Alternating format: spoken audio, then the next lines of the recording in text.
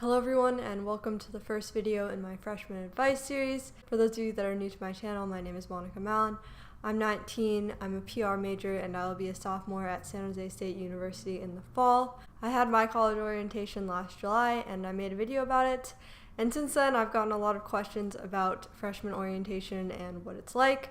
So I thought that I would answer some of those today and give all of you some advice. So the first question I'm going to be answering is, what should you bring to orientation? I think this really depends on how long the orientation is at your specific school. At my school it's 2 days and 1 night. So I personally brought a change of clothes and my toiletries. I would also suggest bringing some form of identification. That could be a state ID, a driver's license, a passport, whatever you have, because at my school we had the opportunity to get our student IDs at the orientation, and in order to get those you needed some form of official ID. This person specifically asked if they should bring a computer, and my answer is yes. I would highly suggest bringing a laptop or an iPad or some sort of portable computer, because a lot of schools do orientation and registration on the same day, so a computer is really helpful for that. That leads into another question, which is, do you register for classes at orientation? And my answer is that honestly it depends on the school, but at my school you do register for classes at freshman orientation. So if you are registering for classes at orientation, I would highly suggest bringing a computer. I will be making another video soon specifically about registration,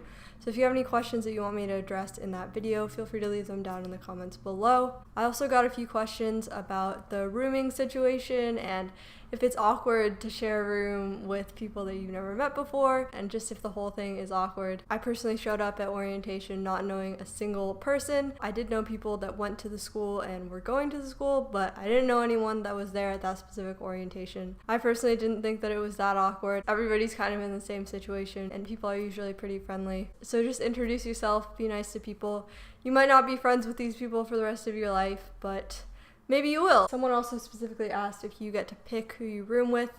At my school, you did not. You were just placed with a random roommate. I think it was in alphabetical order or something like that, but I personally did not get to pick my roommate. And I think that at most colleges, especially ones that have a lot of students coming in, will not let you pick your roommate because it's just way too complicated for them. And if your friends are at the same orientation as you are, you'll still get to spend time with them even if you're not sharing a room with them. So the next question I'm going to answer is, what do you do at orientation? This is a really general and broad question, and I think that it really depends on what school you're going to.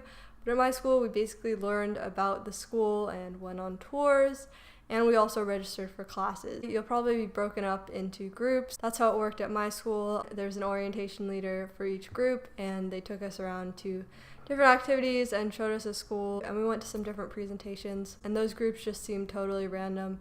They might have been alphabetical order, but I'm not really sure. So I've also received a few questions from people who are going to colleges that are really far away from where they live, and they want to know, is orientation mandatory? If you don't go to orientation, can you still enroll in the university? And honestly, it depends on the university, but from what I've heard, it's usually mandatory. It is mandatory at my university. There are some situations where you can change your orientation date, but in order to register for classes, you do need to go to the orientation. If you're coming from out of town, just make sure that you leave early enough so you can figure out where the university is and sort out parking and all of that. So I think that's pretty much everything that I want to talk about in this video. Overall, orientation is pretty important, but it's not something that you should stress out too much about. Everybody's in the same boat. Everyone is still learning and getting used to college. If you have any other questions, feel free to leave them down in the comments below and I'll be sure to answer them. If you've already been to college orientation and you have any advice that you want to share, also leave that down below. Thank you all so much for watching this video. Click here to subscribe, click here to check out my most recent video. Comment any suggestions that you have for future freshman advice videos down in the comments below, and I'll see all of you very soon with a new video. Goodbye.